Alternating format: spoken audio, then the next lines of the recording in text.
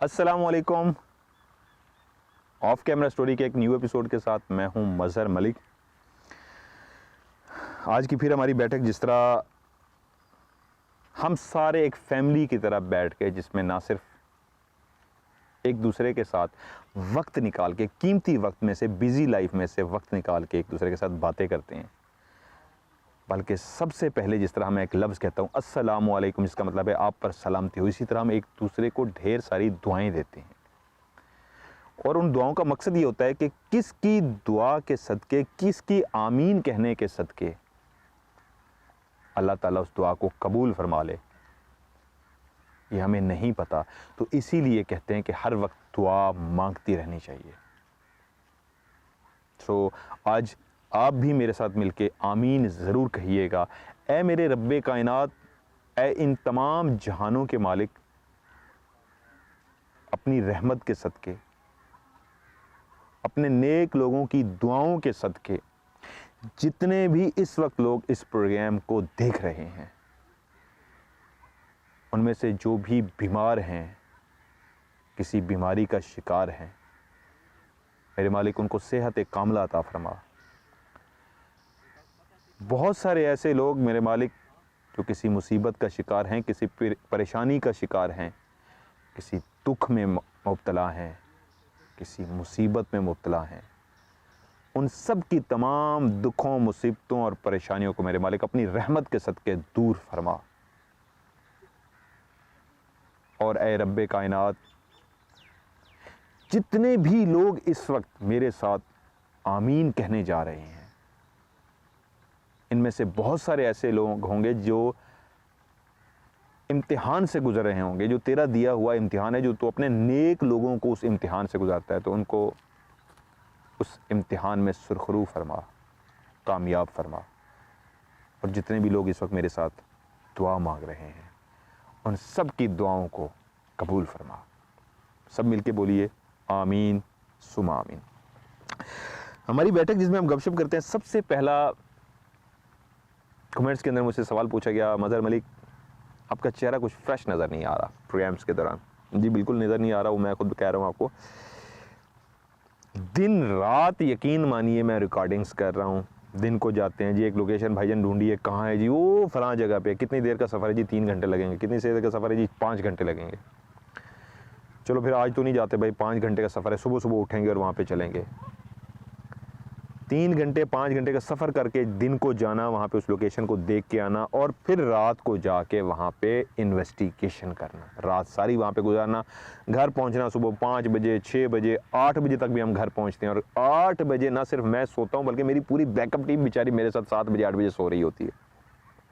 अब ये सारे अपने अपने इनकी एक काम है, जॉब है, बिज़नेस है, तो इनको भी उन्होंने टाइम देना होता है, तो उनकी नींद पूरी नहीं होती और कहते हैं भाईजान 7 बजे सोए हैं, 9 बजे फिर उठ के खड़े हो गए हैं, तो अभी तक नींद नहीं ली और आज आपने फिर रिकॉर्डिंग रख ली है।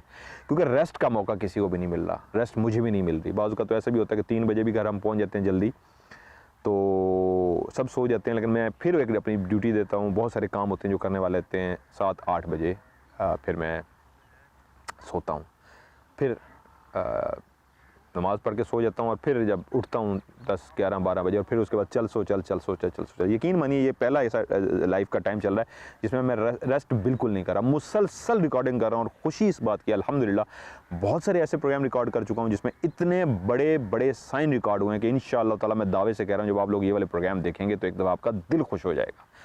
ये सच है, हमें ज़िंदगियाँ मिली हैं, ये एक सबूत है मेरा, ये जो हाथ है, कि एक बड़ा सा इतना बड़ा ईंट कील जो अभी तक ये ठीक नहीं हुआ, क्योंकि वो जोड़ मैं मेडिसिन ले रहा हूँ, वो कट जो लगा है, पहले ऊपर कट लगा और उसके अंदर वो कील इतना अंदर चला गया है। और जब मैंने मेरे ख्याल में मैंने देखा है वो दोबारा ऐसे करके दिखाया भी है कैमरे में, तो वो अंदर तक नज़र आता है कि कील कहाँ तक गया था, अंदर तक सुराख, और जो भी दिखता था एक दफ़ा हिल जाता था।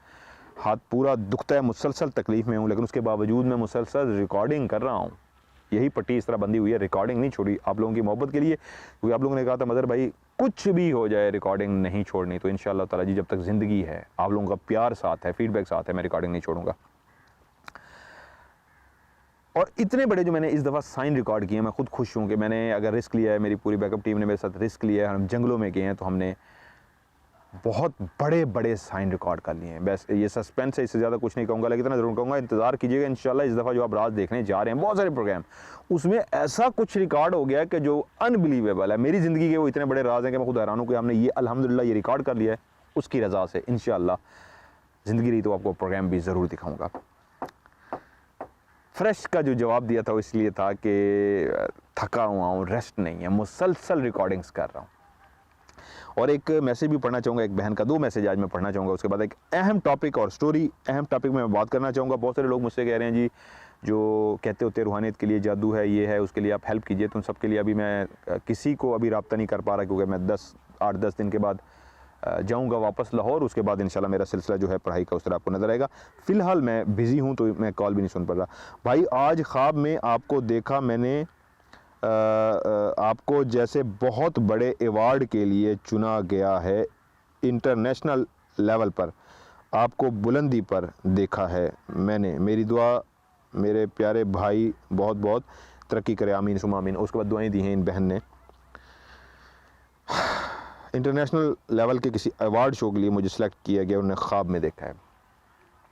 मुझे कोई अवार्ड नहीं चाहिए, मुझे आप लोगों का प्यार चाहिए। मेरे लिए सबसे बड़ा अवार्ड है मेरी बहन। खुदा की कसम कर लगता है मौत से कि या अल्लाह, हकीर से बंदे हैं, गुनहगार से बंदे हैं, तूने इतनी जो इज़्ज़त अता की है, ये जो इतने लोगों के दिलों में तूने प्यार डाला है मेरे मालिक, ये प्यार को मैं कायम रख सकूं, किसी का दिल ना तोड़ बैठूं मेरे मालिक। ये जो प्यार है इसी तरह कायम दायम रखूं, कम ना हो, बढ़ता जाए। क्योंकि जब कोई आपसे उम्मीद बांध लेता है, चाहे वो राज देख के है, ऑफ कैमरा स्टोरी से है, रूहानियत से अटैच कोई बात है, तो उनकी उम्मीदों पे पूरा उतरना होता है। अगर आप उनकी उम्मीदों पे पूरा नहीं उतरते तो वो तो दुखी होंगे, वो ज़ात भी माफ़ नहीं करेगी। तो इसलिए बहुत ज़्यादा यकीन मानिए डर लगता है कि आपकी उम्मीदों पे पूरा उतर सके।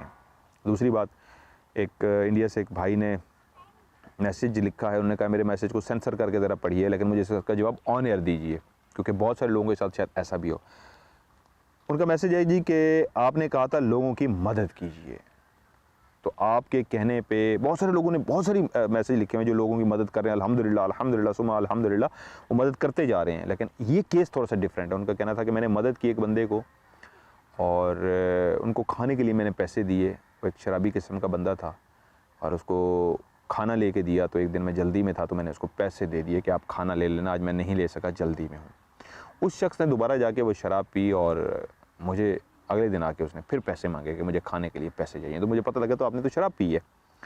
तो उन्होंने उसके बाद फिर मुझे ब्लैकमेल किया है, कुछ इस तरह की बातें की कि अगर आपने अब ये ना किया तो फिर मैं आपका नाम लगा दूंगा, ये कर दूंगा, ये कर दूंगा। तो मदर भाई मैं फंस गया हूँ, मुझे इसमें क्या करना चाहिए, इसका हल बताइए। क्योंकि आपके कहने पे मैंने मदद की थी, आपने कहा था लोगों की मदद कीजिए, मैं तो अल्लाह की राह के लिए मदद की थी। तो वो अब मुझे ब्लैकमेल कर रहे हैं और मुझे फंसाने की कोशिश कर रहे हैं। मैं आपको एक छोटा सा वाक़या सुनाता हूँ, अब सबको जवाब मिल जाएगा। हिरन जंगल में फिर रहा था, हो सकता है मैंने आगे पीछे सुनाने में कुछ लफ्ज़ इधर उधर हो जाए, लेकिन मैंने जिस तरह पढ़ा था, हिरन जंगल में फिर रहा था तो उसने देखा एक चील है जख्मी हालत में झाड़ियों के बीच में फंसी हुई है। हिरन के अंदर खुदा तरसी थी, उसने जाके उसको देखा, उसकी चीखों पुकार सुनी, उसका जख्मीपन देखा, उसको वहाँ से निकाल लिया। और ना सिर्फ उसको वहाँ से निकाल के ले आया, बल्कि उसको एक जगह पे गरमाइश थी, जड़ी बूटियाँ तोड़ के उसके ज़ख्मों पे लगाईं, और जितना हो सका उसकी केयर करता रहा, उसके लिए फूड प्रोवाइड करता रहा, उसको पानी प्रोवाइड करता रहा। मतलब जो एक ज़िंदा रहने के लिए चीज़ें होती हैं वो हिरन उसको देता रहा, ताकि ये जल्दी से ठीक भी हो जाए और सेहतियाब भी हो जाए। और कुछ दिनों के बाद वो जो चील थी वो बिल्कुल ठीक हो गई। तो उसने कहा है हिरन, तूने मेरी मदद की है, मैं ज़ख्मी हालत में थी, तूने मेरी इतनी हेल्प की और मैं आज बिल्कुल ठीक हूँ, बताओ मैं तुम्हारे इस एहसान का बदला कैसे चुकाऊँ। तो हिरन ने कहा, अगर तू मेरे एहसान का बदला चुकाना ही चाहती है चील, तो उसका तरीका ये, तू भी इसी तरह किसी पे एहसान कर दे, किसी को फंसी हुई मुसीबत की हालत में, परेशानी की हालत में देखी तो उसकी मदद कर दें, समझी तूने मेरा एहसान उतार दिया। क्योंकि किसी ने मुझ पे एहसान किया था, मैंने इस तरह आप पे किया, आप इसी तरह किसी की मदद करना, ज़िंदगी बचाना, तो समझो मेरा एहसान उतर गया। उसको बड़ा ज़बरदस्त मैसेज लगा चील को, एक बहुत अच्छी बात की हिरन ने, और वो चली गई। कुछ अरसे बाद चील ने देखा पानी बह रहा है, सर्दियों का मौसम है, एक चूहा ठठर रहा है पानी के अंदर, कांप रहा है, और वो मरने के ही करीब है, क्योंकि जिस टहनी पे बैठा है वो बहने ही वाली है, और ना वो ऊपर जा सकता है, पानी के अंदर जाता है तो मरता है, ऊपर जा नहीं सकता, टहनी टूटने वाली है और वो सर्दी से कांप रहा है, ऑलमोस्ट वो मरने के करीब ही है। चील ने फ़ौरन जाके उसको अपने पंजों में उस चूहे को उठाया और उठा के लेके आ गई और जाके एक खुश्क जगह पे उसको रखा और उसके ऊपर अपने पर फैला के इस तरह बैठ गई कि इसको गरमाइश पहुंचाऊं, इसको ठंड लगी हुई है, कहीं मर ना जाए। चूहा जो सर्दी से ठटर रहा था, कांप रहा था, जब उसको परों की गरमाइश पहुंची तो आहिस्ता आहिस्ता वो रिकवर होना शुरू हो गया, ठीक होना शुरू हो गया। जैसे जैसे वो ठीक होता गया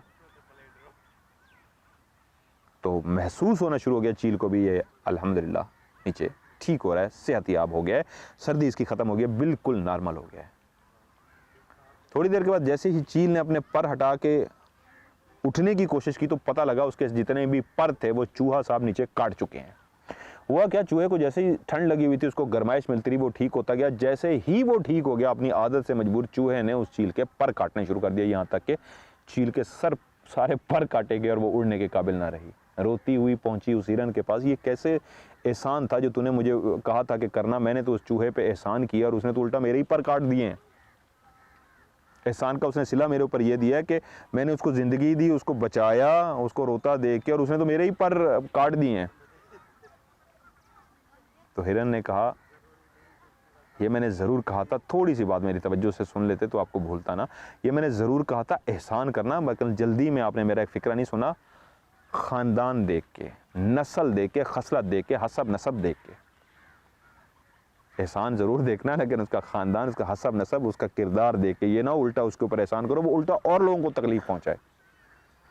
तो मैं भी आज आपको दोबारा से ये बात करता हूँ, आप एहसान ज़रूर कीजिए, सब पे कीजिए, लेकिन ये देख के, उसका हसब नसब, उसका ख़ानदान देख के ऐसे बंदे का एहसान नहीं करना, उसकी मदद नहीं करनी, उल्टा जो कल को आपके सर पे ही खड़ा होकर आपको नुकसान पहुँचा दे, उसके ऊपर एहसान करना है, उसकी मदद करनी है जो हकदार है।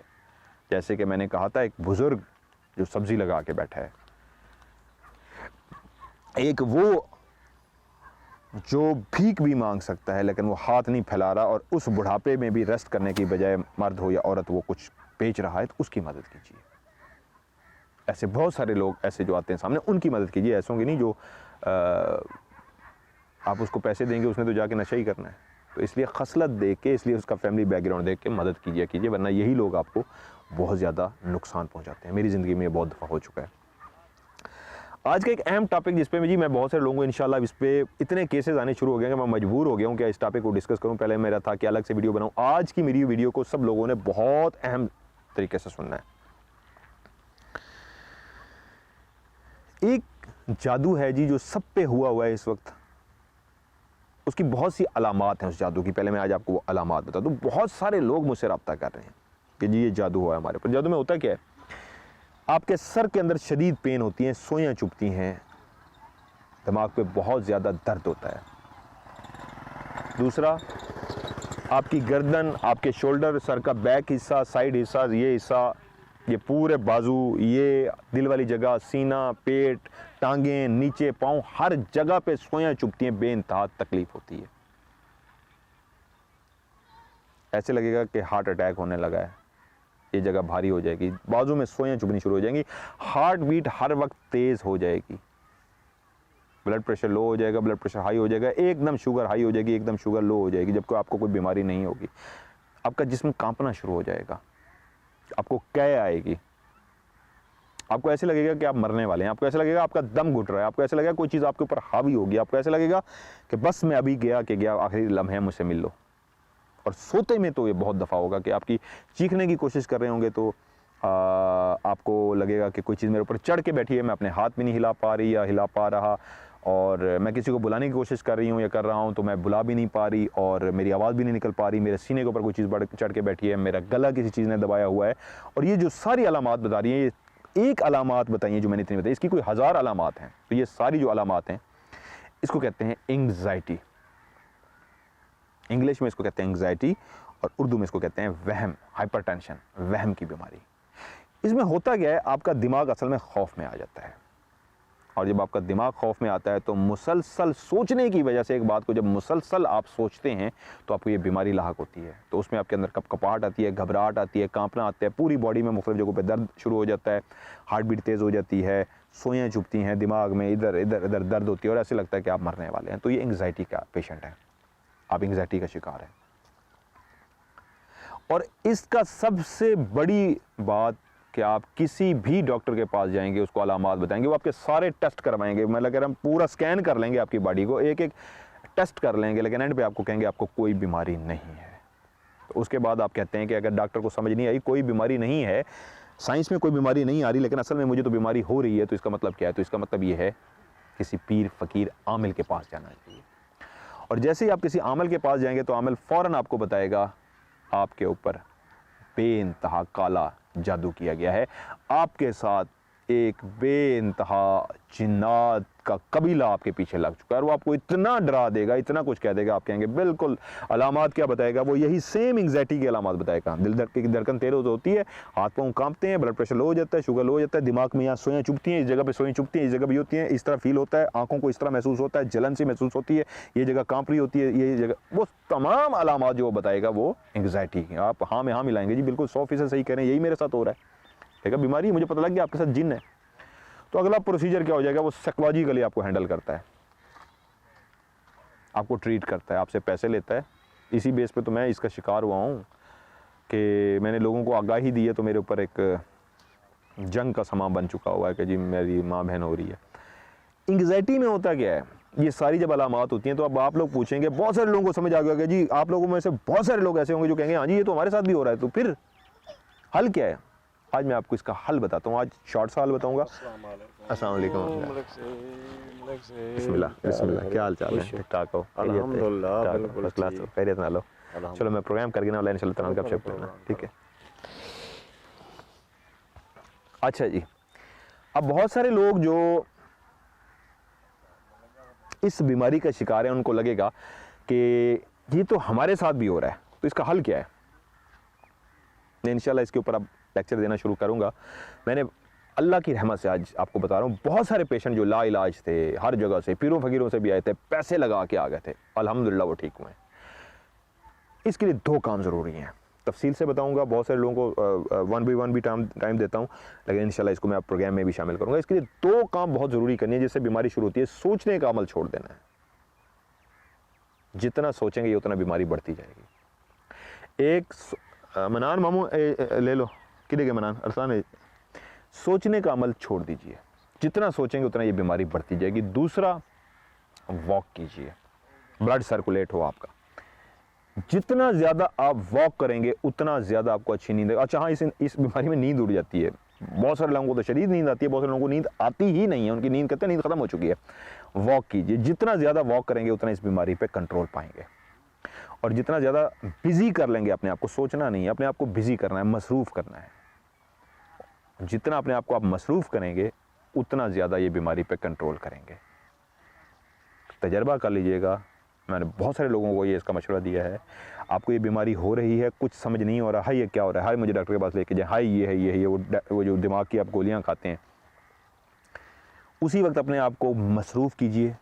किसी टेलीफोन पे कोई नात सुनिए, कोई हम सुनिए, कोई जो आपको पसंद है, आपको गाना देख लीजिए, मूवी देख लीजिए, अपने आप को कॉमेडी देख लीजिए, कोई अच्छा क्लिप देख लीजिए, किससे बात कर लीजिए। तो आप कुछ देर के लिए 5 मिनट 10 मिनट के लिए बिजी कर लीजिए। जिस वक्त आपका ध्यान उस बीमारी से हटा नहीं, आप बिजी हो गए, तो 10 मिनट बाद जैसे आपको याद आया, ओहो मुझे तो पेन हो रही थी और मैं तो इधर बिजी हो गया था, तो आपको याद होगा कि जितनी देर आप बिजी रहे उतनी देर आपको बीमारी फील नहीं हुई। ये तजर्बा कीजिएगा। जितनी देर आप बिजी रहेंगे उतनी देर आप भूल जाएंगे आपको तो बीमारी थी, आप तो मरने लगे थे, आपके साथ ये होने लगा था। जैसे ही याद आया हो बीमारी, फिर वो तकलीफ उसी तरीके एज इट इज़ शुरू हो जाएगी। इसलिए आपने कंट्रोल करना है इस बीमारी पे। किस तरह? वॉक करनी है बहुत ज़्यादा, जितना ज़्यादा हो सके वॉक करनी है, अपने आप को बिजी रखना है, फ्री नहीं रहना, और सोचना नहीं है, क्योंकि आप एंग्जाइटी पेशेंट बन चुके हैं। थोड़ा सा टाइम लगता है कि इस बीमारी में इतनी जल्दी हल नहीं होती, लेकिन ये हल हो जाती है। इसलिए मज़ीद इसके ऊपर जो बातें मैं इंशाल्लाह आपको बताता रहूँगा। और बहुत सारे लोग जो मुझसे क्वेश्चन भी कर रहे हैं कि जी हमारे साथ ये प्रॉब्लम है, हमारे साथ ये प्रॉब्लम है, खुदारा इस वहम से निकल जाइए, दिलो जान से नमाज़ पढ़िए, इबादत कीजिए, अपने अपने मज़हब की इबादत कीजिए, और अल्लाह की ज़ात पे यकीन कामिल कीजिए। जो शख्स रात को सोने से पहले, जिस तरह मैंने कहा है ना, वो सोते हुए कहता है ला इलाहा इल्लल्लाह मुहम्मदुर रसूलुल्लाह, और वो सोता है, उसका यकीन मानिए, मैं आज आपको हल्फन कह रहा हूँ, उसका ईमान मजबूत होगा। उसको नींद सुकून की आएगी। वो जितना अल्लाह की मखलूक से प्यार करेगा उसके अंदर इस तरह, बहुत सारे लोगों ने मुझे मैसेज में लिखा हुआ कि यकीन मानिए जब हमने आपके कहने पे बहुत सारे लोगों की मदद की तो इतना मन में सुकून आ गया, इतना सुकून है ज़िंदगी में कि मुझे दुआएं दे रहे हैं। यही चाहिए। प्रोग्राम करता भी इसलिए हूँ कि आप लोग मेरी एक फैमिली हैं और आप अल्लाह की मखलूक के काम आएँ। झूठ जो होता है, वो मैंने बात जो बतानी थी, जो झूठ होता है ना, जिस तरह उन्होंने आपको ब्लैकमेल करने की कोशिश की, वो बात मेरी रह गई थी, शुक्र मुझे याद आ गई। जो झूठ होता है ना, झूठ ये बिल्कुल एक लम्हे के लिए तो आपको परेशान कर देता है, कुछ देर के लिए तो आप भी परेशान हो जाते हैं कि यार ये क्या है, ये क्या हो रहा है, ये उसने मुझे ब्लैकमेल कर दिया यार ये। लेकिन ये ज़्यादा टाइम के लिए नहीं होता, बहुत बहुत शॉर्ट टाइम होता है झूठ का, और बहुत जल्दी वो बात खुल के सामने आ जाती है कि हकीकत ये थी। इसलिए परेशान कभी ना होइएगा, यकीन कामिल रखिए, इस तरह मेरा है, झूठ के पाँव नहीं होते, बहुत जल्दी सामने आ जाता है। और इंशाअल्लाह जिन जिन लोगों ने यकीन कामिल किया है, जो भी उनकी परेशानी मुसीबत है ना सर, वो टल जाएगी। और अगर कोई किसी को इस तरह ब्लैकमेल कर रहा है तो इंशाल्लाह वो बहुत शॉर्ट टाइम के लिए होगा, हर चीज़ खुल के अल्लाह की रहमत से यकीन कामिल से इंशाल्लाह साफ़ हो जाएगी। जिस तरह मेरा यकीन कामिल है, मुझे मेरा कोई कुछ नहीं बिगाड़ सकता। एक और बात जो मुझे लिखी गई अभी मैसेज में मुझसे पूछी कि बहुत सारे लोग जो पूछते हैं, भूल भी जाता हूँ लेकिन लिखता भी हूँ, क्योंकि आजकल रिकॉर्डिंग कर रहा हूँ, जब मैं घर जाऊँगा वहाँ पे एक एक बात का जवाब दूँगा। आपको टाइम होगा, अभी टाइम नहीं है, फंसा हुआ हूँ, इसलिए कोशिश करता हूँ जितनी बातें मैं उनका आपको जवाब दे सकूँ। मैंने कहा मदर भाई, कभी कोई चीज़ एकदम से अचानक सामने आ जाए, कोई जिन भूत चुड़ैल, तो उस वक्त हमें क्या करना चाहिए? 1 सेकंड का टाइम होगा तो हम क्या करें उस वक्त? मैंने उसका आपको बहुत पहले बताया हुआ है। जिसको आयतुल कुर्सी आते हैं वो आयतुल कुर्सी पढ़ ले, चारों कुल साथ में आते हैं, चारों कुल पढ़ लें, जो चीज़ भी होगी वो आपके आगे से हट जाएगी। जिसको ये नहीं आता वो सिर्फ़ और सिर्फ इतना पढ़ ले, आयतुल कुर्सी और चारों कुल जिसको नहीं आते उनमें से एक चीज़ पढ़ ले। कोई एक कुल आता है वही पढ़ ले, आयतुल कुर्सी खाली आती है वो पढ़ ले, ये भी नहीं आता तो जो आऊज़ बिल्लाहि मिनश शैतानिर रजीम बिस्मिल्लाहिर रहमानिर रहीम इतना पढ़ ले। ये भी नहीं आता, बहुत सारे लोग मुझसे लिखते हैं जी हमारी लैंग्वेज कुछ और है और हमें ये नहीं आ रहा, तो उसके लिए वो सिर्फ कहेंगे अल्लाहु अकबर, अल्लाहु अकबर, अल्लाहु अकबर, या अल्लाह मदद, या अल्लाह मदद, या अल्लाह मदद। वो चीज़ आपके सामने नहीं रुकेगी। इस पे अमल कीजिए, इंशाअल्लाह ताला कोई चीज़ आपके सामने नहीं खड़ी होगी। दायरा कड़ा का बहुत सारे लोग बार बार पूछ रहे हैं जी, ये ऑफ कैमरा स्टोरीज मेरी देखें, उसके अंदर दायरा कड़ा के बारे में मैं तफसील से बता चुका हूँ। अब आते हैं जी आज की स्टोरी की तरफ, जो एक आज मेरी ज़िंदगी से जुड़ा एक ऐसा वाक़या जो मैं सारी ज़िंदगी नहीं भूल सकता। आज भी जब याद करता हूँ तो रोंगटे खड़े हो जाते हैं, डर जाता हूँ। उम्मीद करता हूँ आपको भी अच्छा लगेगा। मुल्तान शहर के अंदर मौजूद एक ऐसा कब्रिस्तान जिसके बारे में मुझे बताया गया कि बहुत ही एक तो पुराना कब्रिस्तान है, दूसरा मुझे पता लगा कि इस कब्रिस्तान के अंदर एक ऐसा इंसान फिरता है जिसका सर नहीं है, जो सर कटा है, ऊपर से उसका सर नहीं है और खून बहता है उसकी गर्दन के अंदर से, ऊपर से उसकी गर्दन नहीं है और वो सर कटा है और उस कब्रिस्तान में फिरता होता है। तो आप वहाँ पे राज प्रोग्राम की रिकॉर्डिंग करें। मेरे अंदर ख्वाहिश पैदा हुई कि अगर ऐसा कोई है आज के दौर में भी कि वो सर कटा मौजूद है और कब्रिस्तान में नज़र आता है, तो इससे अच्छी बात क्या हो सकती है। काश वो मेरे अगर कैमरे में रिकॉर्ड हो जाता है। जिस तरह आप लोगों को याद होगा, एक मैं कहानी भी सुना चुका हूँ, मुल्तान के अंदर मौजूद एक चुड़ैल, बल्कि बहुत सारे लोगों ने जो अल्लाह उनको हिदायत दे, कहते हैं ना जी मज़हर मलिक ने प्रोग्राम सच्चे नहीं किए हुए, फेक किए हुए। वो भाई मुल्तान के अंदर मौजूद जो चुड़ैल थी उसके अंदर दो पूरा मोहल्ला इकट्ठा होकर वो जो खड़ा हुआ है, मतलब वो भी हमने डाल दी थी चुड़ैल। खैर अल्लाह ताला उनको हिदायत दे। तो इसी तरह जब इसके बारे में मुझे पता लगा, मैंने कहा ये तो सेम वही वाक़या जिस तरह मुल्तान में चुड़ैल का पता लगा था कि इस मोहल्ले में एक चुड़ैल आई है, पाँव उसके उल्टे हैं, दुल्हन का रूप दार के फिर रही है। तो इसी तरीके ये भी कोई खौफनाक केस है। वहम खौफ बहुत सारे लोगों में होता है, लेकिन जब तक आप उस लोकेशन में नहीं जाते आपको क्लियर नहीं होता कि ये वहम है या सच है। तो मैंने फैसला किया चलें जी चलते हैं, रात को विजिट करते हैं। तकरीबन कोई 10 बजे का टाइम था, हम लोग गाड़ी में बैठ के वहाँ पे पहुँच गए। वहाँ पे पहुँचे तो पता लगा जी ट्रांसफार्मर ख़राब था या लाइट गई हुई थी। उन्होंने कहा जी लाइट नहीं आ रही, ये पूरा इलाका जो है अंधेरे में डूबा हुआ है। तो जब हम उस जगह पे पहुँचे, शुरू में मकान थे और आगे वो बड़ा सा कब्रिस्तान था। वहाँ के लोगों को मैंने कहा पहले बुलाएं ज़रा, हम इंटरव्यू तो ले लें। वैसे गपशप कैमरा नहीं लेके गए थे कि पता तो लगे कि यार क्या है क्या नहीं। उसके बाद फिर इंशाल्लाह हम इन्वेस्टिगेशन भी करेंगे, सच है या झूठ है, ये किसी ने जो बात हमें बताई है यहाँ पे सर कटा रहता है, कि ये बहुत सारे लोगों को ये प्रोग्राम याद भी आ गया होगा। मैं इसलिए फिर कहता हूँ तो अगर लिंक सेंड कर देंगे तो मैं लोगों को भी ये प्रोग्राम दिखा दूँगा। तो पता करें यार क्या है क्या नहीं, ताकि वहाँ पर जाके हम इन्वेस्टिगेशन करें। लोग 10 बजे के बाद बाहर नहीं निकल रहे थे। तो एक शख्स से हमारी मुलाकात हुई, हमने पूछा यार क्या बात है, यहाँ पे लोग नहीं है, खामोशी छाई हुई है, मुल्तान का शहर है, सेंटर में है, आबादी है और वीराना पड़ा हुआ। तो उसने कहा भाई खौफ है, सर कटेगा, जिसकी वजह से बाहर कोई नहीं आ रहा। मैंने कहा हैं, आप लोग बात ही स्टार्ट वहाँ से कर रहे हो जिस मिशन के लिए हम पहुँचे। उन्होंने कहा जी बिल्कुल हमें पता है, हमने आपकी गाड़ी देख ली है रोई टीवी की, आप टीवी वाले हैं, तो आप रात को इस टाइम आए हैं तो इस काम के लिए आए। मैंने कहा लाइट क्यों बंद है? उसने कहा जी ट्रांसफार्मर ख़राब है, या कहा था इस वक्त लाइट की हुई है। तो मैंने कहा भाई ये क्या मसला है? उसने कहा जी बहुत सारे लोगों ने देखा है। मैंने कहा आपने देखा? उसने कहा नहीं, बहुत सारे लोगों ने देखा है। ये जो रोड कब्रिस्तान है, इसमें कच्ची पक्की बहुत पुरानी कब्रें बनी हुई हैं और इसके अंदर सेंटर में से रास्ते भी जा रहे हैं। वो जो रास्ते हैं उन रास्तों के सेंटर में रात के टाइम पे वो सर कटा बकायदा क्लियर आगे खड़ा होता है। और बहुत सारे लोगों ने जो उसको देखा है, तो वो जहाँ पे आप लोग खड़े हुए हैं, गाड़ी आपकी खड़ी हुई, उससे थोड़ा सा आगे भी एक रोड है जहाँ पे वो आके वो जो सर कटा है वो खड़ा होता है। मैंने कहा मेरी ख्वाहिश है कि आप मेरे साथ चलें और कुछ लोग हम जाके अंदर देखना चाहेंगे। उसने कहा जी सवाल ही नहीं पैदा होता रात के इस पहर हम लोग आपके साथ चलें, ये आपको अकेले जाना होगा, हम में से कोई भी आपके साथ नहीं जाएगा। हमें अपनी ज़िंदगी अजीज़ है और हम मरना नहीं चाहते। अच्छा, उसी वक्त एक और साहब आगे, उन्होंने आके जो एक नई बात बता दी। वो कह रहे हैं जी सर कटा तो है, लेकिन यहाँ पे एक चुड़ैल भी रहती है। उन्होंने एक जो चुड़ैल के बारे में बातें बताई, वो एक तो ये था कि एक बंदे की 2 वाक़ियात सुनने में आए थे। एक बंदे ने बताया था कि मैं जब एक दफ़ा रात को गया, वो खैर मैं आपको आगे बताऊँगा चुड़ैल वाली बात। एक बंदे ने हमें बताया कि मैं खड़ा था तो मैंने रात को चुड़ैल को देखा है। वो मैं आगे आपको, कंटिन्यूटी टूटेगी कहानी की, तो सीक्वेंस है वो मैं आगे आपको सुनाऊँगा। अब 2-3 लोगों की वहाँ पे गवाही पड़ गई कि यहाँ पे हमने सर कटा देखा है। इसका मतलब सर कटा यहाँ पे है। मेरी जुस्तजू बढ़ गई कि मुझे आगे जाना चाहिए और इस सर कटे को देखना चाहिए। अब मेरे साथ जो 2 से 3 लोग थे, ड्राइवर भी और 2 लोग और थे, उनसे मैंने कहा चलो यार आगे चलते हैं, ज़रा सर कटा देख के आते हैं। उसने कहा नहीं, आपको अकेले जाना होगा सर, माजरत, हम अंदर नहीं जाएंगे। मैंने कहा यार कुछ नहीं होता, इतने प्रोग्राम आप लोग मेरे साथ कर चुके हैं, जाते रहते हैं, तो ज़रा चलते हैं, चल के ज़रा देख के आ जाते हैं, एक सर कटा होगा तो क्या खा जाएगा? उसने कहा नहीं सर, माजरत के साथ जाना है, अकेले जाएँ, हमने आपके साथ नहीं जाना। काफ़ी मिन्नत तरला किया मैंने कि कोई राज़ी हो जाए, तो कोई राज़ी ना हुआ। मैंने कहा ठीक है, मैं अकेला जाऊंगा अंदर, इस सरकटे को देख के आऊंगा। अब एक कब्रिस्तान, रात की तारीकी, खामोशी ही खामोशी,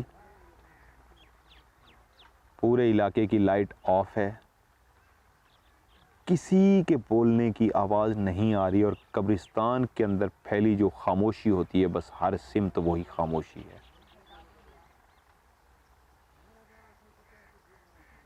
मैं इर्द गिर्द लेफ़्ट राइट देखता हूँ, क्या मैं अंदर जाऊँ? ये जो मेरे सामने रास्ता जा रहा है, क्या इस रास्ते से गुजर के उस सरकटे की तरफ जाऊँ? और उसी लम्हे खड़ा सोच रहा हूँ, अगर सरकटा सामने आ ही गया, जिन भूत की तो समझ है, सरकटा तो पहली दफ़ा मेरा सामना होगा, क्या करूँगा?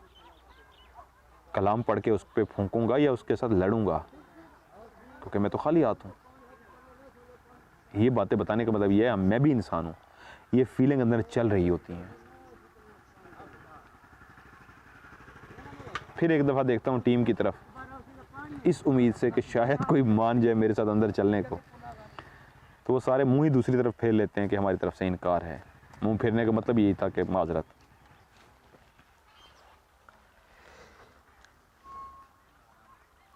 मैं अल्लाह का नाम लेके उस ट्रैक पे आगे की तरफ बढ़ता हूँ।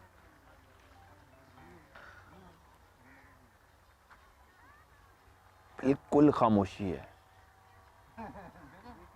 बहुत ज़्यादा अंधेरा है और उस ट्रैक पे आहिस्ता आहिस्ता कदम रखता हुआ मैं आगे की तरफ जा रहा हूँ। कोशिश कर रहा हूँ कि मेरी जो पाँव की आवाज़ है मेरे कानों तक शायद आए, जो एक खौफ मेरे अंदर तारी हो चुका है उसको मैं दूर कर सकूँ, मुझे लगे कि नहीं, इस खामोशी में कोई आवाज़ है।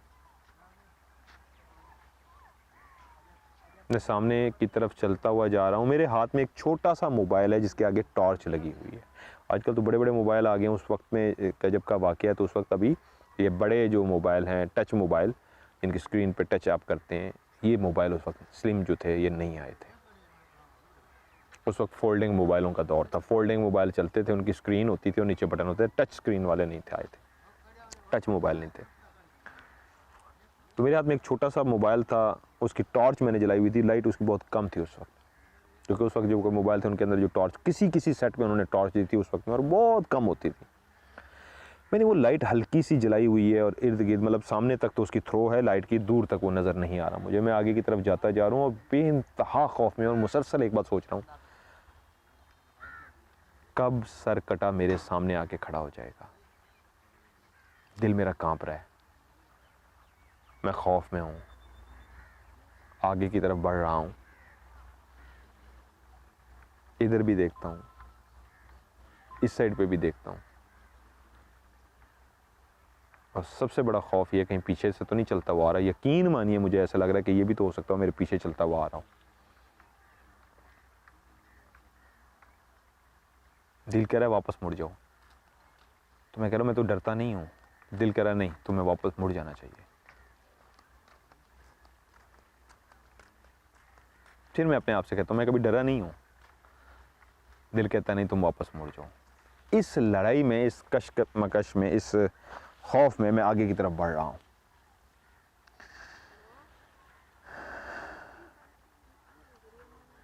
मैं सोच रहा हूँ क्या मैं वापस मुड़ जाऊँ, तो मैं कह रहा हूँ वो सारे हंसेंगे कि ये वापस कैसे आ गया।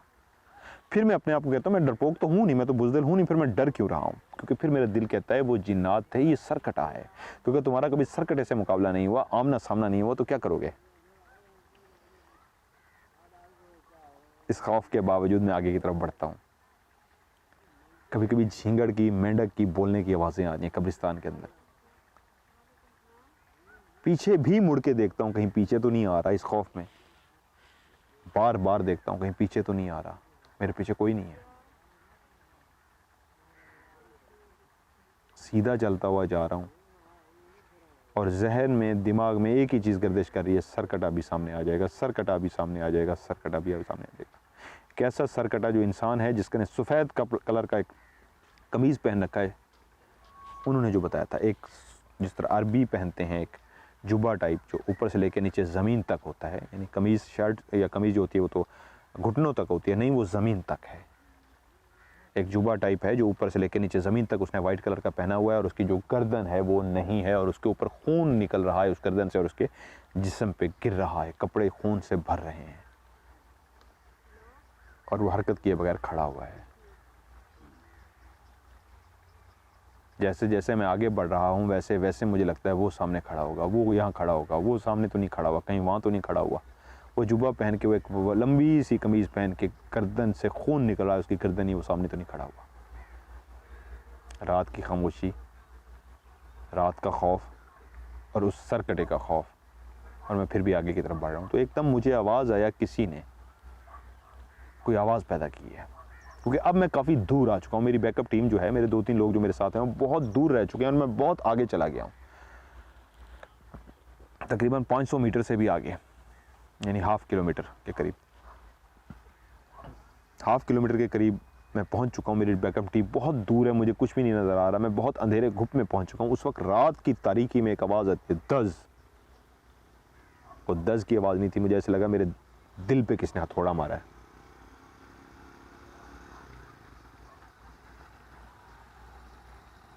कब्रिस्तान के अंदर मौजूद हो और आपको सरकटे का खौफ हो, और उसी वक्त कोई एक आवाज़ आए, दज़। एक बड़े से बड़ा दिल वाला भी वहाँ पे दहल जाएगा। मैं दहल गया, मैं डर गया।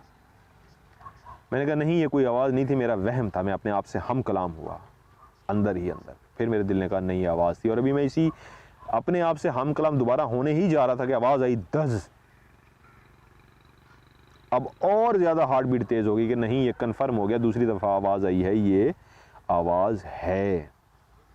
और मैंने इस तरफ और इस तरफ देखना शुरू कर दिया, तो उसी वक्त वो आवाज़ आई, दज़। और मुझे लगा कि आवाज़ अब मुसलसल आ रही है। तीसरी दफ़ा मैं इस आवाज़ को सुन रहा हूँ। मैं उस आवाज़ की वजह से खौफज़दा होकर उस जगह पे रुक गया था। इतनी देर में मैंने फ़ैसला किया कि क्या मुझे इस आवाज़ की सिमत में जाना चाहिए और अंदाज़ा लगाना चाहिए आवाज़ किस सिम से आ रही है। तो उसी वक्त दोबारा वो आवाज़ आई दज, तो मुझे लगा ये वाली साइड है जिस जगह से आवाज़ आ रही है और मुझे आगे की तरफ बढ़ना चाहिए। मैं आगे की तरफ बढ़ता हूँ, फिर वो आवाज़ आती है। उस आवाज़ को समझने की कोशिश करता हूँ कि ये किस चीज़ की धमक है, आवाज़ है जो पैदा हो रही है। तो फिर एकदम मेरा जिस्म कांपना शुरू कर देता है कि ये आवाज़ कब्र के अंदर से आ रही है, जैसे कब्र के अंदर कोई ज़िंदा है और कब्र को मार रहा है कि तोड़ो और इसको मुझे बाहर निकालो, मुझे ज़िंदा दफन कर दिया गया है। जब ये मैंने सोचा तो मेरे अंदर जो कपकपी आई, मेरे अंदर जो खौफ आया, मेरे लिए इतना बेहोश करने के लिए मेरे लिए काफ़ी था। क्योंकि जब दोबारा वही आवाज़ दस की आई तो 100% कन्फर्म हो गया कि मैंने बिल्कुल सही सोचा है, मेरा वहम नहीं है। कोई ज़िंदा है और कब्र के अंदर मौजूद है, और कब्र के अंदर मौजूद है कि वो टांग या हाथ बहुत ज़ोर से मारता है कि निकालो मुझे बाहर निकालो, मैं कब्र के अंदर मौजूद हूँ और मैं ज़िंदा हूँ। मैं खौफ में फिर आगे की तरफ चलना शुरू कर देता हूँ और वो आवाज़ जो पहले थोड़े लम्हे के बाद आती थी दज, अब उसकी स्पीड बढ़ गई है। आवाज़ आती है दज दज दज, यानी आवाज़ के बीच में जो गैप था, पहला एक आता था दज, उसके बाद दोबारा आता था दज,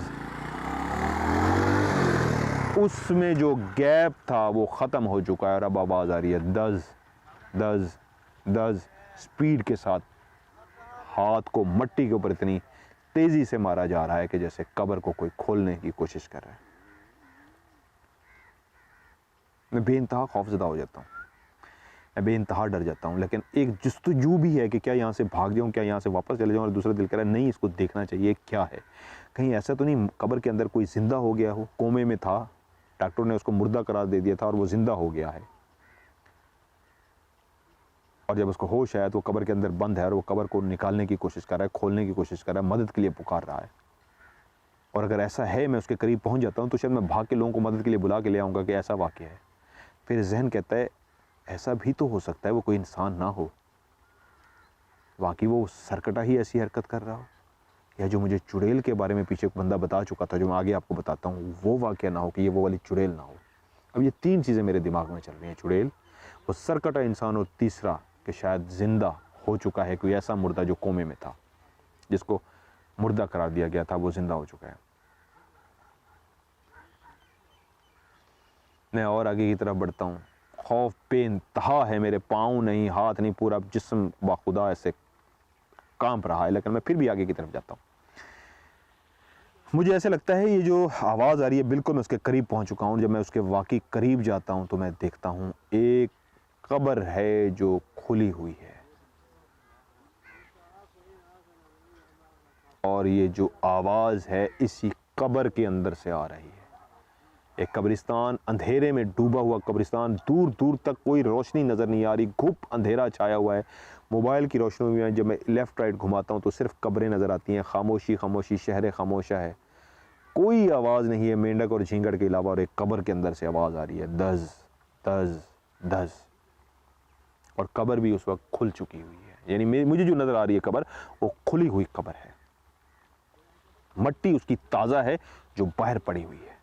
अब मैं फैसला करता हूँ मुझे क्या करना चाहिए। मेरी हालत बहुत खौफ से बुरी हो चुकी हुई है, मैं मरने के करीब हूँ, बेहोश होने के करीब हूँ, लेकिन एक जुस्तजू, एक अंदर का जो जुनून है, जो मेरा राज में आपको नज़र आता है, जिस पे बहुत सारे लोगों ने शुरू से, मुझे सारी टीमें भी, मेरे जो साथी मेरे साथ रहे हैं, शुरू से मुझे कहते हैं मज़र आगे ना जाओ, कोई नहीं आगे जाता था, डर के सारे खड़े हो जाते थे पीछे, आगे मुझे पता था सबको ये खौफ, ये वो जो जगह है वो रिस्क है, मौत आ सकती है। मज़र भागता हुआ जाता था, लोग पीछे से खड़े होकर कहते थे मज़र आगे ना जाओ, मज़र आगे ना जाओ, मज़र फिर भी आगे जाता था। शायद ये जुनून है मेरा, और कई प्रोग्रामों में हुआ कि डर की वजह से कोई आगे नहीं आया, खड़े होकर कहते रहे मज़र आगे ना जाओ, मज़र आगे ना जाओ, मज़र भागता हुआ आगे गया, और उस वक्त भी वही जुनून था। देखूंगा ज़रूर कि यहाँ तक मैं कब्र के बिल्कुल ऊपर जाकर खड़ा हो गया। जब मैं कब्र के ऊपर जाकर खड़ा हूँ तो मैं देखता हूँ नीचे, जैसे ही मैंने टार्च मारी तो मैंने देखा नीचे कब्र, नई नई ताज़ा कब्र खुदी हुई है। बहुत सारे लोगों ने अगर कब्र देखी होगी तो उसमें इस तरह बना होता है कि ये कब्र होती है, और उस कब्र के नीचे जाके वो अंदर वाली साइड पे एक कब्र बनाते हैं, यानी पहले इस तरह सीधी और उसके बाद अंदर की तरफ करके कब्र को बनाई जाती है। तो मैंने जैसे ही लाइट मारी तो एक अंदर की साइड पे एक कब्र बनी हुई थी। उसी लम्हे मुझे उस अंदर वाली कब्र के अंदर बाकायदा कोई ब्लैक चीज क्लियर हिलती हुई महसूस हो रही थी, और वही ब्लैक चीज ही आवाज पैदा कर रही थी, दज दज दज। जैसे ही लाइट पड़ी उस भला के ऊपर, उस हिलती हुई ब्लैक चीज के ऊपर, तो वो चीज के ऊपर जैसे ही रोशनी पड़ी वो रुक गई, लेकिन मेरी आंखों ने उसको मूव करते हुए वाज़े क्लियर उसको देख लिया था, और मेरी टॉर्च की वजह से वो बला वहां पे रुक गई। मेरे दिल की धड़कन कितनी तेज होगी आप ये सोच भी नहीं सकते, शायद 150 से ऊपर हार्ट बीट होगी मेरी। मेरा जिस्म पूरा ऐसे कांप रहा है, मेरा दिल की पोजीशन ये धक धक धक धक धक धक धक धक धक धक धक धक, इस तरह के जैसे मैं अभी मर जाऊंगा, मुझे हार्ट अटैक आ जाएगा, मैं इतना डरा हुआ हूं। मेरा हाथ कांप रहा है, टॉर्च उसके ऊपर है उसी जगह पे, और वो ब्लैक चीज मूव करती हुई वहां से अंदर निकली है, बाहर निकली है। वो ब्लैक चीज मूव करती हुई वहां से आहिस्ता आहिस्ता बाहर निकली है। पहले एक ब्लैक सा कोई एक सर टाइप सा था जो अंदर से बाहर की तरफ आया, और उसके बाद ब्लैक ही ब्लैक पूरी बॉडी उसकी वहां से बाहर निकली है। बाखुदा मैं हाजिर नाजिर जान के कह रहा हूं अल्लाह को, मुझे उसके बाद होश नहीं रहा। मैं खड़ा खड़ा वहां पे बेहोश हो गया, सुन हो गया, गुमसुम हो गया, कोमे में चला गया। मैंने सिर्फ इतना देखा, पहले सर निकलता, उसके बाद पूरी ब्लैक चीजें बाहर निकली, उसके बाद मुझे नहीं पता, मैंने कुछ नहीं देखा। जब मैंने चीख मारी और आहिस्ता से मैं किस्म से कोमे से किस्म कह ले बेहोशी के हाल में खड़े खड़े जब मैं वापस आया और मैंने चीख मारी, तो मैंने अपने सामने एक बंदे को खड़े देखा जो मेरे कमीज खींच रहा था। तो मैं एकदम, मुझे वापस लगा, मेरा दिमाग जो माउफ हो चुका था, आहिस्ता आहिस्ता रोशनी वापस आई, आहिस्ता आहिस्ता देखते देखते समझते समझते, जिस तरह आप बेहोशी का आपको इंजेक्शन जब लगाया जाता है ऑपरेशन के दौरान, तो आपका यही होता है कि दिमाग जब आप पहली दफ़ा आंखें खोलते हैं तो आहिस्ता आहिस्ता रोशनी आती आती आती आती, हर चीज़ धुंधलापन से क्लियर होते होते हर चीज़ क्लियर हो जाती है। इसी तरह धुंधलेपन से होते होते होते जब क्लियर हुआ तो मैंने देखा एक इंसान है जो ब्लैक ही ब्लैक है, उसका कलर भी ब्लैक है, मुँह पर सारी उसकी मट्टी है, सर उसका मट्टी से भरा हुआ है, और ब्लैक कपड़े पहन के खड़ा है। और मुझे कुछ सेकंड लगे ये जांच करने में, ये समझने में, वो कोमा से वापस आने में, क्लियर होने लगे, डी फोकस से फोकस होने में, ये कोई इंसान है। क्योंकि वो इंसान जज कर गया था कि ये बंदा डर के बेहोश हो चुका है, ये नॉर्मल नहीं है। तो उसने फौरन मुझे झंझोड़ के कहा सराइकी में कि आप नॉर्मल हो, आप होश में हो, बोलो आप होश में हो, नॉर्मल हो।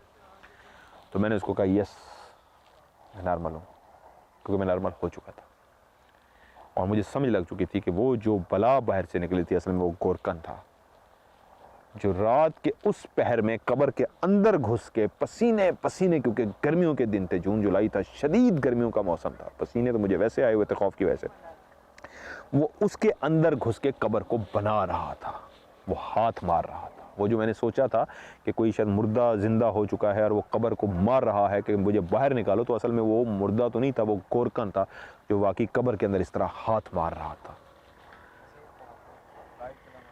और उसने कपड़े भी ब्लैक पहन रखे थे, शक्ल उसकी, कलर भी, उसका स्किन का कलर भी, टोन जो थी वो ब्लैक कलर का था, और उसके मट्टी पूरी मुंह पे थी और सर पे भी थी। मैं होश में तो आ गया, लेकिन कुछ देर मुझे जांच करने में लगे कि ये इंसान है या कौन। जब मुझे समझ लगी, मैंने फिर होश में होश है कि ये कोई सरकटा नहीं, एक गोरकन है जो इस वक्त कब्र के अंदर रात के टाइम में कब्र बना रहा है। मुझे जो सवाल नहीं पूछना चाहिए था उससे खौफ की वजह से मैंने पहले सवाल ही उससे ये पूछा कि अदा क्या करना पाई, यानी क्या कर रहे हो। अदा मतलब भाई को कहते हैं। तो उसने कहा भाई मैं कब्र बना रहा हूँ। बोला वो भी नहीं, बोला मैं भी नहीं, समझ वो भी गया, समझ मैं भी गया कि ये डर चुका है। पता उसको मुझे भी था कि भाई तुझे भी पता लग गया मैं डरा हुआ बोल जाता। खैर मैं नॉर्मल हुआ। कह रहे आप इधर क्या कर रहे हो। उसने मुझसे सवाल पूछा। मैंने कहा यार मैं सरकटे की तलाश में यहाँ पे रात के टाइम अकेला आया हूँ। उसने कहा कहाँ पे है सरकटा। मैंने कहा सुना है यहाँ पे फिरता है। उसने कहा मैंने तो नहीं कभी देखा। मैंने कहा कब, कितने अरसे से कर रहे हो। उसने कहा मेरा बाप भी गोरखा है, मैं भी गोरखा हूँ, मैं तो हमेशा यहाँ पे हूँ। मैंने सरकटे को नहीं देखा, मैंने चुड़ैल ज़रूर देखी है। मैं कहा जी कहाँ देखी है। उसने कहा जी फलां जगह पे देखिए। मैंने कहा जी कब्र बना लो आज और जगह बताओ। फिर हम लोग उसको वहाँ से लेके आए। जब उसने कब्र बना ली फिर उस चौक में लेके गया जहाँ पे उसने मुझे बताया कि इस जगह पे मैंने एक औरत को देखा था जिसके लंबे लंबे बाल थे, आंखें बहुत ही खौफनाक थी, और यहाँ से लेके पूरा पेट जो था, जितना भी पेट के अंदर मटीरियल होता है, उसने उठा के ज़मीन के आगे रखा हुआ था और वो खड़ी हुई थी। और उसका ये वाला जो हिस्सा है पूरा ये बिल्कुल ब्लैक खाली हो चुका था, आर पार उसके अंदर से नज़र आ रहा था। और ये जो सारी चीज़ें थी कटी हुई नहीं, यानी जुड़ी हुई, उसने निकाल के ज़मीन पर रखी हुई थी और वो ज़िंदा थी। और ये सारा हिस्सा, ये इंटरव्यू भी उसका लगाया था मैंने, ये रिकॉर्ड भी किया था बाद में अगले दिन उसका। वो मेरे ख्याल में जिन लोगों ने प्रोग्राम देखा होगा उन्होंने उसका इंटरव्यू भी देखा होगा, जिसमें बता रहा है कि पूरा ये एक उसका जो हिस्सा था वो खाली था और उसने ये जो अंदर जो कुछ भी अल्लाह ताला ने सिस्टम बनाया था निकाल के उसने ज़मीन पर रखा हुआ था और वो हिस्सा खाली था। और कहता है जब मैंने उसको देखा, उसने मुझे देखा, तो वो देख के मुस्कराई और चीज़ें उठा के वापस रखने की उसने कोशिश की। और कहता है मैंने उसके बाद दौड़ लगा दी अल्लाह का नाम लेके। वहाँ पे एक और बंदा मिला था जिसने उसी चुड़ैल के बारे में एक और चीज़ बताई थी, वो सेंसर वाली उसने एक बात बताई थी चुड़ैल के बारे में कि उसने ये हरकत वहाँ पे की हुई थी और वो चुड़ैल वहाँ पे मौजूद थी। आज भी वो कब्र की दमक, आज भी वो कब्र में मौजूद एक बला जिस पे टॉर्च पड़ी और वो एकदम से पहले रुक गई और उसके बाद आहिस्ता से जब वो बाहर निकली, इसको थोड़ा जा इमेजिनेशन में सोचिए कि एक इंसान के लिए कितना खौफनाक है ये सीन कि रात की इस तारीकी में सर कटे का खौफ लेके जब उस कब्र के सर पे खड़ा हूँ तो वो बला टाइप, क्योंकि मट्टी वो हो चुका ऑलरेडी, ब्लैक कपड़े हों और आप गीली मट्टी और पसीने में भरे हों और आप किसी मट्टी के अंदर धंसे हों तो आपके ब्लैक कपड़ों का क्या हाल होगा, वो कपड़े नज़र ही नहीं आएंगे। सर के अंदर शदीद पसीना आया हो, घुंघरियाले आपके बाल हों और शदीद पसीने में आपके अंदर मट्टी चली जाए तो सर नहीं रहता, मुंह पे भी मट्टी, को कब्र बना रहा है उसकी मुंह पे मट्टी गिरी है, मुंह भी मट्टी से धंस चुका है और वो पसीने में है और उसके ऊपर सारी मट्टी है, तो वो एक बला से कम नहीं था। लेकिन अल्लाह ताला ने मुझे ज़िंदगी दी कि मुझे हार्ट फेल नहीं हुआ, मैं बच गया, मुझे कुछ हुआ नहीं, मैं सिर्फ एक कुछ सेकंड्स के लिए, कुछ लम्हे के लिए मदहोश हो गया, बेहोश हो गया, खड़े गुमसुम हो गया, लेकिन मैं कोमिया में आ गया। ये मेरी ज़िंदगी का जी एक यादगार वाक़या है जो मैं आज भी याद करता हूँ तो डरता भी हूँ और हंस भी पड़ता हूँ कि यार वो गोरकन था, लेकिन मेरी जान निकल गई थी, मुझे अल्लाह ताला ने एक नई ज़िंदगी दी। तो ये थी आज की कहानी। इसी तरह कहानी का जो सिलसिला इंशाल्लाह जारी रहेगा। आपके प्यार के लिए जी मैं ये ऑफ कैमरा स्टोरी बनाता हूँ। बिज़ी टाइम है, अभी मैं ये पैकअप करूँगा, ये यहाँ से हम अरसलान और मैं और मनान आए हुए हैं, यहाँ से फ़ौरन मैंने निकलना है, एक लोकेशन है उसको जाके विज़िट करना है। विज़िट करने के बाद शाम ढल चुकी है, सर्दियाँ हैं, फ़ौरी तौर पे फिर अभी मैंने घर जाना है, घर जाके फिर तैयारी करनी है और तैयारी करने के बाद रात को आके इन्वेस्टिगेशन करनी है। सुबह के 4 बजे 5 बजे तक इन्वेस्टिगेशन चलनी है हमारी। उसके बाद मैंने जाके सोना है नमाज़ पढ़ के और उसके बाद फिर 10 बजे उठ के चल है। ये है आजकल की मेरी रूटीन और खुदा जानता है सिर्फ आप लोगों के प्यार के लिए है। यूट्यूब का ये जो मैंने चैनल बनाया था ये उस फेसबुक की वजह से बनाया था, जो आज वैसे 6 महीने हो गया, अब इतना टाइम भी नहीं है। बहुत सारे लोग जो मेरे पास फेसबुक पे ऐड है, मेरे आईडी पे मज़हर मलिक का आईडी जो मेरा है, उनको वो जानते होंगे इस बात को कि 6 महीने हो गए मैंने फेसबुक नहीं इस्तेमाल की, एक पोस्ट ना देखी है, ना कोई पोस्ट लगाई है, ना कुछ लिखा। उसका रीज़न क्या है, टाइम नहीं है। और एक टाइम था कि जब मैं फेसबुक यूज़ करता था तो पहला मैसेज ही आता था, मैं तस्वीर शेयर कराता था, मैं कुछ भी अपना वहाँ पर पोस्ट करता था तो पहला मैसेज ही आता था, मज़हर भाई राज कहाँ है, सर राज कहाँ है, सर राज कहाँ है। हर बंदा ये लिखता था राज कहाँ है। राज को छोड़े मुझे 3 साल हो गए थे, तो मैं हैरान होता था यार 3 साल हो गए, अब तो भूल जाइए राज को। लेकिन आप लोग इतना प्यार करते थे राज को, मैं शर्मिंदा हो जाता था, अब क्या करूं, जो पोस्ट लगाता था सर राज कहाँ है। तो फिर मैंने कहा यार क्या करूं, फिर मैंने एक इस्तिखारा किया कि या अल्लाह क्या करो, तो यही आया कि मुझे इन लोगों के लिए करना चाहिए। उस्ताद जी से पूछा, उसने कहा बच्चे जब आपको अल्लाह ताला इतनी इज्जत देता है, लोगों के दिलों में आपके लिए अल्लाह ताला प्यार डाल देता है, तो इस प्यार को कायम रखना चाहिए। सो आज आपके ऊपर ये, अब ये कुत्ता भौंकता हुआ जा रहा है, सामने कोई चीज़ नहीं है, अल्लाह बेहतर जाने इसको क्या नज़र आया है। तो उन्होंने कहा बेटा जब अल्लाह ताला किसी के दिलों में आपके लिए प्यार डाल देता है तो फिर इस प्यार को कम नहीं होना चाहिए, बढ़ना चाहिए। सो आप लोगों के प्यार के लिए मैं राज भी करता फिर रहा हूँ और ऑफ कैमरा स्टोरी का सिलसिला भी ये जारी है। लेकिन मेरी बैकअप टीम, उनके लिए स्पेशली मैं कहता होता हूँ, जितने भी मेरे साथ मेरे कज़न खड़े होते हैं उन सब के लिए, कवि बाबा हो गए, मलिक मुजाहिद हुसैन भुट्टा हो गए, मलिक मुजम्मिल रियाज हो गया और मलिक मुस्तनसर हुसैन भुट्टा हो गया, शाह ज़मान हो गया, मेरा भांजा अब्दुल मनान हो गया, शाहजमान रियाज हो गया और मैं अगर किसी का नाम भूल नहीं रहा माज़रत के साथ, मेरे दोनों कैमरा मैन हो गए, अरसलान हाशिर, अनस मलिक, ये जितने भी टीम हैं सारे जो मेरे हर वक्त साथ होते हैं, दिल से मैं कहूँगा इनके लिए दुआ कीजिएगा। यकीन मानिए जिस तरह जंगलों में मैं इनको लेके जा रहा हूँ, ये इनका प्यार है कि मेरे साथ जाते हैं, वरना खुदा की कसम उठा के कर रहा हूँ कोई दूसरा बंदा नहीं जाएगा मेरे साथ, वो कहेगा हम मारे जाएंगे। ये इनका प्यार है इन सबका कि मेरे साथ इतनी दूर दराज इस तरह की जगहों पर रात को 3-3 बजे तक फिर रहे हैं। वरना किसी को मैं आज साथ लेके जाऊँ, जितने पैसों की ऑफर करूँ कि भाई तू मेरा कैमरामैन बन जा, मैं तुझे इतना करोड़ों रुपए दूंगा, वो कहेगा भाई ज़िंदगी से बढ़ के तो कुछ नहीं होती भाई, हम क्यों मर रहे हैं जाएँ वहाँ पे। तू जंगल में लेके जा रहा है, डाकुओं का डर अलग से है, डाकू लूट लेंगे, और जिनों का डर अलग से है। मैं आज इनको सैल्यूट पेश करता हूँ, अपनी फैमिली को जो मेरे लिए अपनी जान भी देने को तैयार हैं, और इतना कुछ जो हम रिकॉर्ड कर चुके हैं। इंशाल्लाह ये आपको आगे पसंद आएगा। मज़हर मलिक आज के ऑफ कैमरा स्टोरी से इस दुआ के साथ आपसे इजाज़त चाहता है। मेरे मालिक मेरी तमाम इस फैमिली को जिन्होंने आज मेरा ऑफ कैमरा स्टोरी देखा, इनकी दुआओं को कबूल फरमा, उनकी नेक ख्वाहिशात को पूरा कर, इनके जो नेक मकासद हैं ये अपने अपने मकसद में कामयाब हों। और अल्लाह ताला, ऐ अल्लाह ताला, अगर आपने इनको किसी इम्तिहान में डाला है तो इनको इम्तिहान में सुरखरू कर, और खुशियाँ ही खुशियाँ इनके हिस्से में आएँ। हमारा प्यार इसी तरह हमेशा कायम व दायम रहे। मज़हर मलिक इन सब दुआओं के साथ एक रिक्वेस्ट के साथ आपसे आज इजाज़त चाहेगा। जब मैं ये दुआएं देता हूँ तो उस वक्त आमीन ज़रूर कहा करें। इस वक्त आपको ये सामने ये जो एक भाई भी सामने खड़े नज़र आ रहे हैं, ये एक सब्ज़ी है, और ये जो सामने आपको सरसब्ज़ छोटे छोटे पौधे नज़र आ रहे हैं, इनके अंदर एक ऐसी सब्ज़ी लगी हुई है जो अमूमन हमारे घरों में पकती है, लेकिन इसको कैसे तोड़ा जाता है और ये क्या सब्ज़ी है ये मैं आपको अभी दिखाता हूँ। अदा अस्सलाम वालेकुम। वालेकुम सलाम। अदा बिस्मिल्लाह, क्या हाल है? ये देखें जी, अदा दिखाओ साको, ये देखें जी, ये बैंगन हैं, ये देखिए ये ताज़े ताज़े बैंगन इस वक्त तोड़े जा रहे हैं। दिखाओ अदा, ये देखिए जी, ये कैमरे के सामने आपको बैंगन नज़र आ रहा है, ये ताज़ा फ्रेश बैंगन जो इस वक्त आप देख रहे हैं ये तोड़े जा रहे हैं। ये इन्होंने अभी अभी तोड़े हैं, और ये जो फसल लगी हुई है ये बैंगन की है जी। आधा तोड़ो तो सा, और ये आपको इस वक्त तोड़ते हुए नज़र आ रहे हैं, ये ढूंढ रहे हैं। ये देखिए ये एक एक पौधे के अंदर इस तरह ये इनको मिल गया, ये उन्होंने तोड़ लिया। ये देखिए ये सर दिखावे दसा कोई, ये देखिए ये बैंगन तोड़िए, तोड़ गिनो दा, ये उन्होंने तोड़ लिया।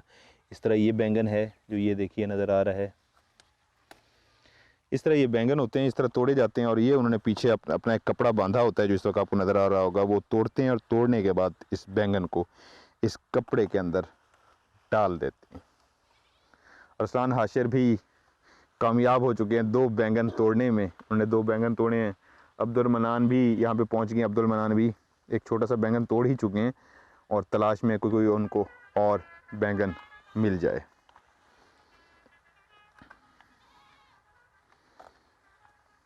मतलब सर इनको ऐसे खाने का भी और मजा है, कच्चा खाने का, कच्चा खाने का। अदब एक कच्चा कमी ना रहता दादा। अच्छा चलें ये लें, फिर मैं भी कच्चा ट्राई करूँगा, मुझे दिखाएं। एक छोटा खाओ था बड़ा कच्चा, छोटा जड़ा होवे बड़ा तो ना ना एक धोता था कहने से, धोने की जरूरत तो है ना। चलो अल्लाह खैर, बिस्मिल्लाहिर्रहमानिर्रहीम, चलें बिस्मिल्लाहिर्रहमानिर्रहीम। इवें कच्चा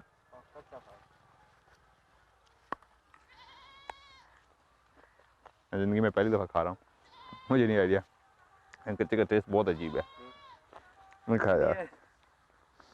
चले आ जाए।